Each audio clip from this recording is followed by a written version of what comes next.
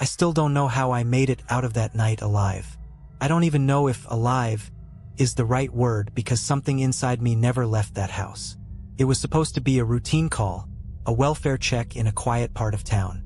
But the things I saw, the things I felt, I still wake up in cold sweats, hearing the whispers. I was on the night shift, patrolling the outskirts of town when dispatch came through. Unit 4 to 11, we've got a 911 hang-up from 124 Oak Ridge. No response on callback. A hang-up isn't usually a big deal. Half the time, it's a kid playing with the phone or a drunk dialing by mistake. But there was something off in the dispatcher's voice. A hesitation, like she knew something wasn't right. "Copy that en route," I said, flipping on my lights and heading toward Oak Ridge. It was one of those old Victorian houses, the kind that shouldn't still be standing. The porch sagged, the windows were dark, and the yard was overgrown like no one had cared for it in years. I parked out front, double-checked my radio, and stepped out into the cold night. Something about the air felt wrong, heavy, like the house itself was breathing. I knocked. "Police department. Anyone home?" Silence. I knocked again, harder this time. "This is Officer Carter with the PD. We received a 911 call from this address. Is everyone okay?" Still nothing. Then, just as I reached for my radio to call it in, the door creaked open. No one was there. The house was dark, except for a single dim light at the end of the hallway. I hesitated. Every instinct told me to wait for backup, but protocol said if there's a potential victim inside, I had to check. Hand on my holster, I stepped inside. That's when I heard it. A whisper, so quiet I almost thought it was the wind. But then it came again. Closer. "Help me." My stomach dropped. I pulled out my flashlight, sweeping the beam across the room. The place was a mess. Furniture covered in white sheets, dust so thick it coated my boots. It didn't look like anyone had lived there in years. But that voice, it was coming from upstairs. I took a deep breath and started up the staircase, every step creaking beneath my weight. Halfway up, my radio crackled. 4 to 11, status check. I raised it to my lips, still checking the residence. I think someone's inside. That's when I heard the sound that nearly made me bolt. A dragging noise, something heavy, scraping against the wooden floor. It was coming from the room at the end of the hall. I drew my gun. "Police! If someone's in there, come out with your hands up." No response. Just that sound. Dragging. Slow. Deliberate. I stepped forward, my pulse hammering in my ears. The door was slightly open, and as I nudged it with my foot, my flashlight caught something on the floor. A trail. Dark. Wet. Leading from the window to the closet. And then a single bloody handprint on the door. I froze. My training told me to call for backup, but my gut told me I didn't have time. Someone was in that closet. Someone or something. I reached for the handle, bracing myself for whatever was on the other side. And then the door exploded outward. Something lunged at me, and everything went black. I came to on my back, my ears ringing, my vision swimming. My flashlight had rolled across the floor, casting long, frantic shadows that seemed to move on their own. My gun was still in my hand, but my grip was weak, shaky. Something had hit me, hard. I pushed myself up, trying to clear my head. The closet door hung open now, swinging slightly, as if something had just come out of it. But there was nothing in front of me. Then I heard it, breathing, slow, deep, right behind me. I turned so fast I nearly tripped over myself. Gun raised, finger on the trigger, but there was no one there. Just that damn bloody handprint smeared across the wall, the dark stain of something soaking into the wooden floor, and the distant sound of something wet dripping. I forced a breath and keyed my radio. 4 to 11, I need backup at 124 Oak Ridge. Possible assault victim. Unknown suspect. A whisper cut through the static. "You shouldn't be here." My blood turned to ice. That didn't come from my radio. That came from inside the room. And that's when I saw it. The closet was empty, but something was wrong with the walls. The peeling wallpaper was warped, bulging outward like there was something behind it. Something moving. The whisper came again, louder this time. Urgent. Help me. I swallowed hard and stepped toward the wall. The bulging shape was just above my head, shifting slightly, pushing out like a breath beneath the paper. I reached out, hesitant, my fingers barely grazing the edge of the loose wallpaper. And then, with a sickening tear, the whole thing peeled away. I staggered back. There, inside the wall, staring straight at me, was a face, mouth open, eyes wide, lips cracked and dry, as if they had been screaming for years but no one had heard. And the worst part? It moved. The skin stretched, the eyes rolled toward me. The mouth opened wider, lips trembling as it spoke. He's coming. The whisper was ragged, desperate, but it wasn't coming from the face in the wall. It was coming from right next to me. My body went cold. I turned my head just slightly, and in the reflection of my flashlight against the cracked window, I saw him. Tall, too tall, arms hanging like dead weight, his head tilting at an unnatural angle, and his mouth. God, his mouth wasn't right. It stretched too far down, too wide, as if his skin had been pulled and stitched into a permanent, gaping grin. His lips didn't move, but I heard his voice, low and guttural, scraping against my skull like nails on bone. Run. And then the lights went out. Darkness swallowed the room. My heart pounded so hard I thought it might shake my ribs apart. I could still hear breathing, slow, steady, not mine. I forced myself to move, to react. My training kicked in, but no amount of academy drills had prepared me for this. I grabbed my flashlight off the floor, my hands shaking so bad the beam jittered across the walls. The face was still there, embedded in the plaster, eyes rolling wildly, mouth stretching in a silent scream. But the thing behind me, it was gone. The air was thick, heavy, like the whole house was pressing down on me. My radio crackled. 4-11, come in. Carter, do you copy? I scrambled for my shoulder mic. 4-11, I need immediate backup. There's something in this house. Silence. Then a whisper, distorted, dragged through static. There's no one left to save you. My stomach dropped. That wasn't dispatch. That wasn't human. I didn't wait. Gun raised, I backed toward the hallway. The house was too quiet, like the walls were holding their breath. Every step I took, the floor groaned under me, but the sound felt wrong, stretched out, too slow, like the house was twisting time itself. I made it to the stairs. That's when I saw them. Handprints. Hundreds of them. Smeared in something dark, something thick. They covered the walls, the railing, the steps, all leading down. I swallowed hard. My only way out. I started down. 1 step. 2. The air got colder. 3 steps. 4. Then I heard it. A dragging noise. From upstairs. Something was coming. I didn't turn around. I ran. I flew down the stairs, nearly slipping on the last step, bursting into the foyer. The front door was still open, swaying slightly, like the house was letting me go, but I knew better. I sprinted toward the door, and it slammed shut. The lock clicked, then the deadbolt, then the chain. I was trapped, and behind me on the staircase the shuffling stopped. I didn't want to look, but I had to. My flashlight flickered. The beam landed at the top of the stairs. And there it was. It wasn't human. Tall, too tall. Its head tilted unnaturally, body jerking in sharp, twisted movements. Its arms hung limp at its sides, but I could feel its eyes on me. And then it smiled. A slow, sickening stretch of lips, curling too wide, splitting at the edges like the skin was rotting away. It didn't move. It just stood there, waiting for me to make the first move. I reached for my gun. My hands were sweating so bad I almost dropped it.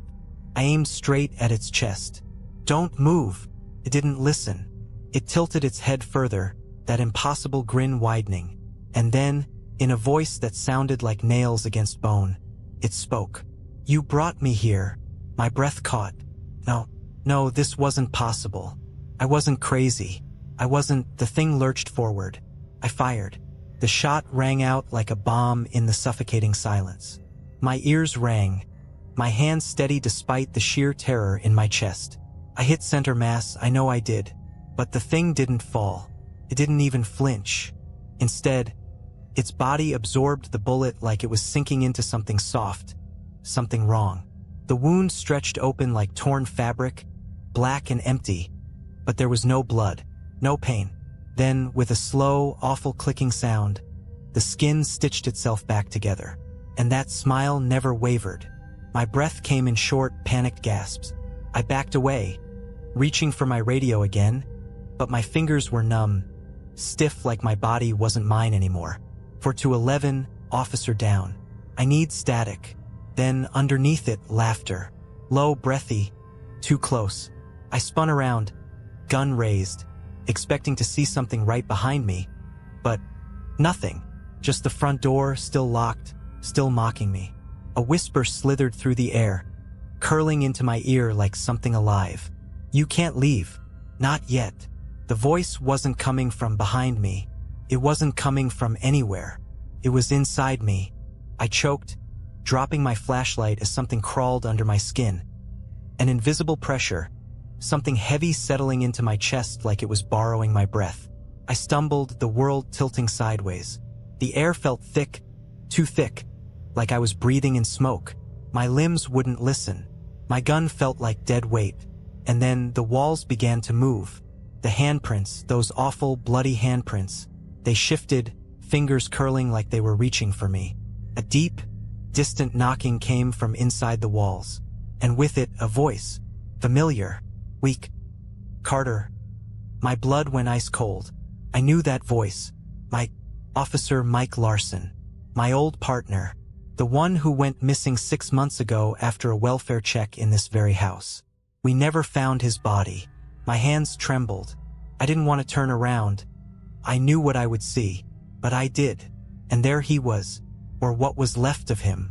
His uniform was still the same, his badge reflecting my flashlight's weak glow. But his face. Jesus, his face.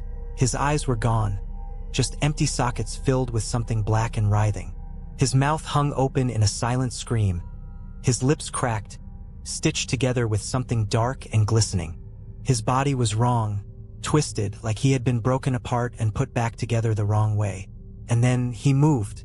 Not naturally. Not like a person. His head snapped toward me, too fast, like his neck was nothing but loose wires and torn muscle.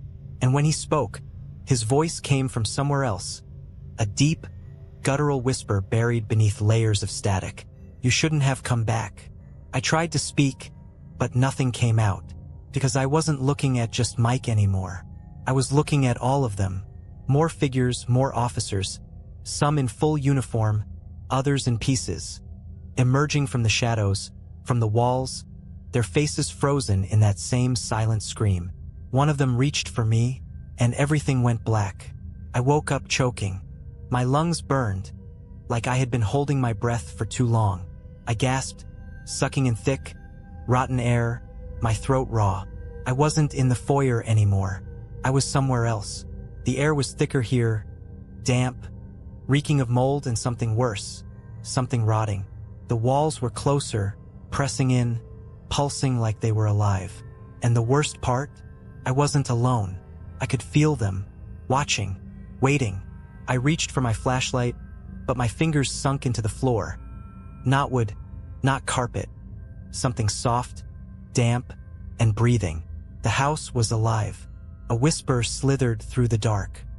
He's awake. My pulse pounded.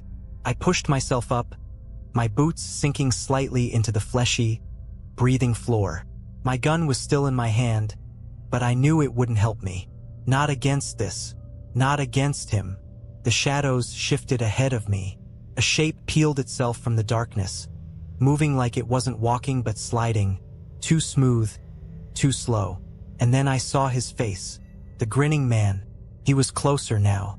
His mouth stretched wider, too wide.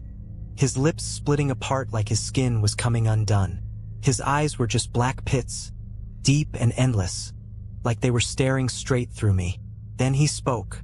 Do you understand now, officer? His voice was wrong, layered like a dozen voices speaking at once. I swallowed hard.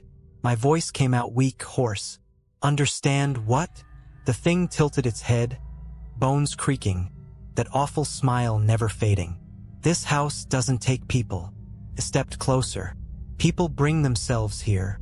The words sent a chill through my bones. No, that wasn't true. That couldn't be true. I was here because of the 911 call, because of the missing people, because of my chest tightened. I thought about Mike, the other officers, the missing bodies. No one ever found them, because they never left. Something moved in the walls, a wet, slithering sound, like something was shifting just beneath the surface. I stepped back, my boots sinking into the floor again, and suddenly, hands, dozens of them, pale, decayed fingers burst from the ground, grabbing my legs, my arms, my throat, pulling me down, down, down. I fought, kicking, gasping for breath, but the grinning man just watched, smiling, waiting. And then I saw Mike, his ruined face inches from mine. His voice was barely a whisper. "Don't let it keep you." And then he pushed me. The world ripped apart and I fell. I hit the ground hard, my body slamming onto something solid. The air in my lungs ripped away, leaving me gasping, disoriented. For a split second, I thought I was dead. Then I realized I was outside. The cold night air hit my skin like a slap. The house was still in front of me, looming, its windows dark and empty like hollow eyes. But I was on the porch. I had gotten out. My radio crackled to life. 411 Carter. "Jesus, where the hell have you been? We've been trying to reach you for over an hour." An hour? No, that wasn't possible. I looked down at myself, dust-covered, blood on my sleeves that wasn't mine. My gun still clutched in a white-knuckled grip. But I was out. I grabbed my radio, voice shaking. 411. I don't know what happened. I need backup. Now. We already sent a unit. Stay put, Carter. You hear me? Just stay put. I wasn't staying put. I turned on my heel, my only thought. Get to my patrol car. Get the hell away from this place. But the second I stepped off the porch, everything changed. The street? Gone. The town? Gone. I turned in a circle, heart hammering. There was nothing but forest. Endless, towering trees stretching in every direction, swallowing the house in a sea of black. I took another step, and the front door creaked open behind me. The house was waiting. I raised my gun, even though I knew it was useless. "No," I whispered, shaking my head. "I got out. I got out." A slow, familiar whisper curled through the night air. "Did you?" I turned. He was standing in the doorway, the grinning man, and he wasn't alone. Behind him, in the dim glow of the house's single, flickering light, were the others. The missing officers, the people who had vanished. Their faces were empty, their eyes gone, their mouths sewn shut. They weren't people anymore. They were part of the house now, and I had never left. I felt it before I saw it. The porch under my boots? It wasn't wood anymore. It was breathing. The trees weren't trees, they were walls. I wasn't outside. I was still inside the house. I never left. The grinning man tilted his head, and for the first time, I saw something move behind his endless black eyes. Something waiting. Something hungry. "Welcome home," he whispered. The door slammed shut, and the house took me. I woke up in darkness. Not just any darkness. This was thick, suffocating, the kind that pressed against my skin, filling my lungs like smoke. I wasn't dead, but I wasn't alive the way I used to be. I could feel the house around me, inside me, like I was part of it now. My breath was slow, too slow, like I wasn't breathing on my own anymore. Then a sound.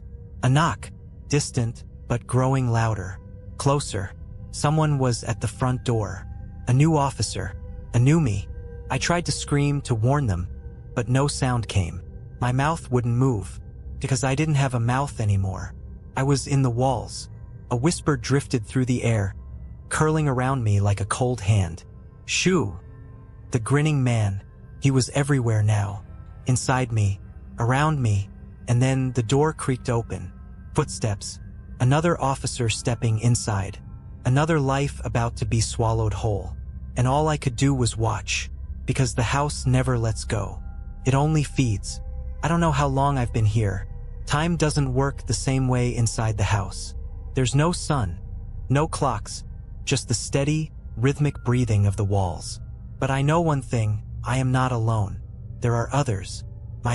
The officers, the missing people.